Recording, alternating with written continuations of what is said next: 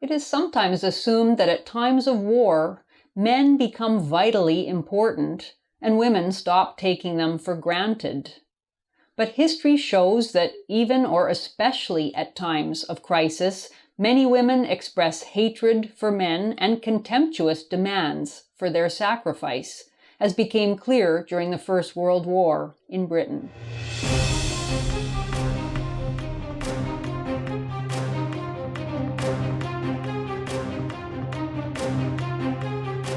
I'm Janice Fiamengo, and this is the Fiamengo File 2.0.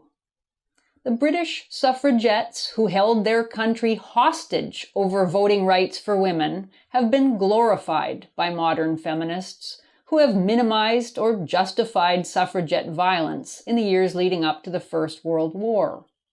But most feminists have been silent about these same women's involvement in the White Feather campaign during the war, when thousands of women across Britain participated in a mass shaming ritual designed to force men to enlist. The evidence of these women's indifference to male suffering and their pleasure in crusades of sexual humiliation was so stark that to this day many feminists refuse to acknowledge the White Feather movement.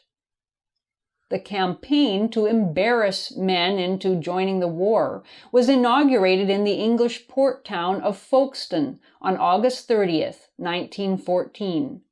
Admiral Charles Penrose Fitzgerald was an elderly retiree from the Royal Navy, deeply committed to the war against Germany, which Britain had entered earlier that month on August 4th. Inspired by a now obscure but then popular 1902 novel called The Four Feathers, Fitzgerald organized 30 Folkestone women to hand out white feathers to men who were not in military uniform. The white feather was to be given in recognition of the men's alleged cowardice or shirking. According to Professor of Philosophy Kimberly Baxter, the white feather as symbol, quote, originated from the belief that a white tail feather was a sign of inferior breeding in a rooster bred for cockfighting. To show a white feather, therefore, was to show one's unfitness for combat. In the aforementioned novel, a young military officer is sent 3 white feathers by his fellow officers after he resigns from the army in anticipation of an upcoming battle. The 4th feather is given him by his repulsed fiancée when she returns his engagement ring. Admiral Fitzgerald, in organizing the White Feather Brigade, is reported to have said of the men of his country that a danger awaited them far more terrible than anything they could meet in battle. The danger, clearly, was that of a woman's sexual contempt.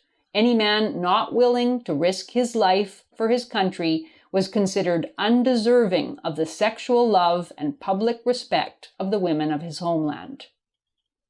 The practice of giving white feathers quickly spread to other towns and was enthusiastically adopted by women across Great Britain. There's no way of knowing the precise number of women who participated in the campaign, but as journalist Will Ellsworth Jones showed in his account of conscientious objectors during the First World War, white feather activists must have numbered in the thousands and quite possibly in the tens of thousands. The campaign went on for the entirety of the war's 4.5 years, even after the British government introduced compulsory service through conscription in 1916, which clearly obviated any need to encourage volunteer enlistment. The feathers were distributed with unseemly abandon. Historian Jessica Brain recounts the case of seaman George Samson, who was given a white feather as he was traveling to receive the Victoria Cross, his country's highest and most prestigious award for valor in battle. Army veteran Reuben Farrow, home from the front after having had his hand blown off, was accosted by a woman demanding to know why he was failing to do his patriotic duty. She left him alone after he showed her the stump where his hand had been. Evidence of how widespread white feather giving was is found in newspaper accounts of the period, as well as in diaries and published memoirs by soldiers who had direct experience of white feather wielding women. Professor Nicoletta Gullace, a feminist historian of the war years, mentions the abundant primary sources, including, quote, a collection of remarkable letters sent to the BBC by old soldiers 45 years after the armistice, describing this painful experience to researchers compiling an anniversary special on the history of the Great War.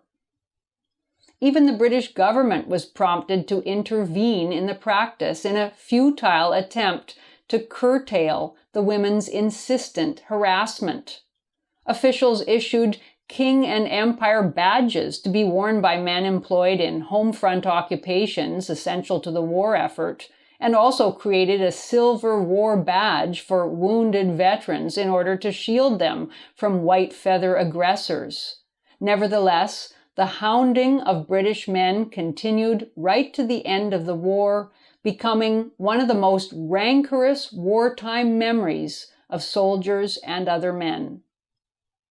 The fact that women continued to hand out feathers long after there was any plausible justification for it, and that they did so with complete indiscriminateness, often targeting underage boys, men home on leave from the front, or men who had been maimed in battle, demonstrated that much more than misguided patriotism was involved.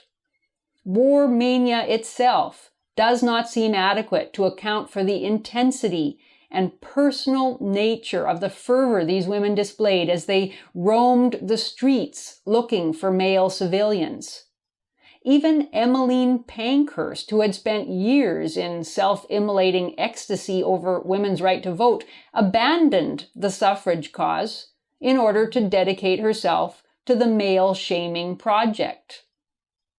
In essence, the White Feather Brigade became a much relished opportunity for women to express their sexual and moral power over men, and to demonstrate their exaltation in symbolic rejection of those men they deemed inadequate. It was an opportunity to insult men with impunity and to wound men with a psychological violence equal to or greater than a death blow itself. Not all men objected to the practice. Some shrugged it off. Professor Gullace tells of a 17-year-old boy who wrote after the war of his experience of accepting a white feather from a pretty ginger-haired girl who had been making a recruiting speech at Hyde Park Corner in London. Already eager to join up, he went to the recruiting office with the white feather she had given him still in his buttonhole and lied about his age in order to enlist immediately. 3 or 4 days later, he returned in his military uniform to Hyde Park, where the same ginger-haired young woman recognized and approached him, asking for the white feather back and giving him a kiss in its place.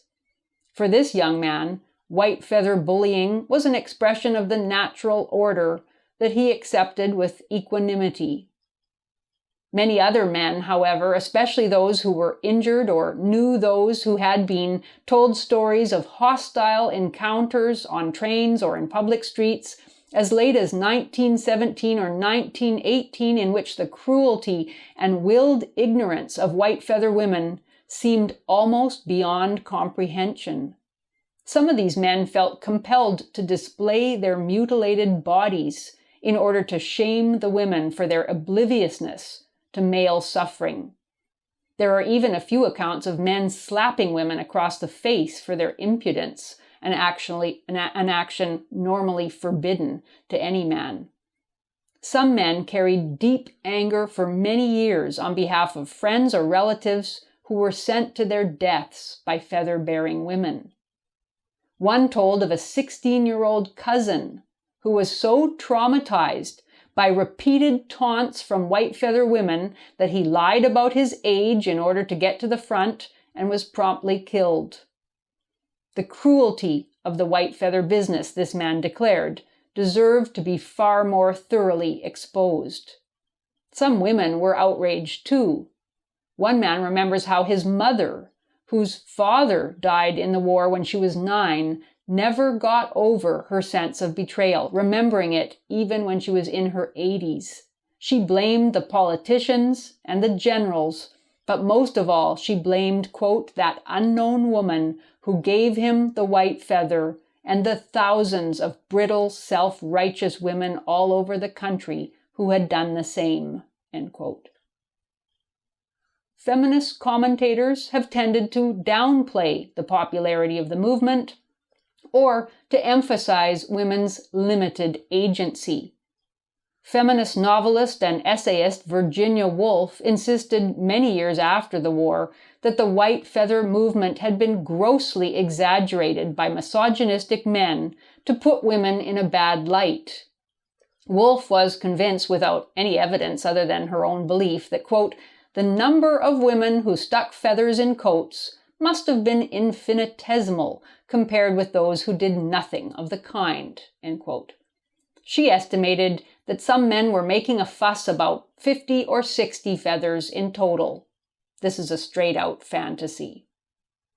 Feminist historian Nicoletta Gullace is scrupulous about the real numbers, but focuses on mitigating women's white feather activism, seeing the women as backed into a corner by cultural trends over which they had little control. In her otherwise compelling account of the white feather movement, Gullace reveals her deep feminist bias when she has the gall to suggest that men's anger over the practice was unjustified, describing men's white feather stories as, quote, an aggressive articulation of masculinity that claimed for those who suffered exclusive custody over the interpretation of the war, end quote. How dare the men think that their war experience took priority over whatever the women had thought and felt? Men's expressions of anger strike Gullace as unfair because they allegedly neglect, quote, the larger cultural context that explained the women's actions, end quote. Canadian historian Peter J. Hart offers another sympathetic explanation, which is that the campaign gratified the women who participated because, quote, it allowed them to gain power over the men who usually ruled them, end quote. This is a typically gynophilic excuse for women's abuse of power on the grounds that they didn't actually have the power they so flagrantly abused. But other explanations for the women's actions are well worth considering. Researcher Robin MacDonald has emphasized the overlap in membership between the militant suffragettes who belonged to the Women's Social and Political Union and those women who later joined the White Feather Brigade. The leaders of the WSPU, Emmeline Pankhurst and her daughter Christabel, became passionate recruiters for the war, and most of their supporters followed them. The two movements might seem rather different. One was radically in opposition to the government and to conservative society, the other patriotic and supportive of the government, but both offered the opportunity for the unleashing of female rage in an allegedly altruistic cause. The sex war energy of suffragette activism was transferred to the war effort with the same deep anti-male antagonism as its impetus. The tactics of both campaigns were designed to expose male inadequacy and legitimize female assaults on men's psyches and the willful imperiling of male bodies. Both movements, in essence, were propelled by exterminationist female anger. The final year of the war brought an at least partial victory for the suffragettes when women aged 30 and above were granted the right to vote in British parliamentary elections, largely in response to women's factory work during the war years. But that victory came at a massive cost, certainly in male lives and male suffering, with 700,000 dead and many more thousands severely injured, and also not insignificantly in the loss of male trust in women's love. For a considerable number of men, the war had brought two enemies into their lives, one on the battlefield, the other on the home front. The cost for men was so undeniable and the evidence of female betrayal so staggering that almost all feminist historians have assiduously covered over the reality of the war years, emphasizing instead the alleged injustice to female factory workers who were quickly displaced by soldiers returning home after the war. Women's white feather activism during the war provides vivid evidence that some significant number of women were more than willing to force their own menfolk with jeers and contempt into harm's way. No excuse-making or claims of female victimhood can justify their cruel pleasure.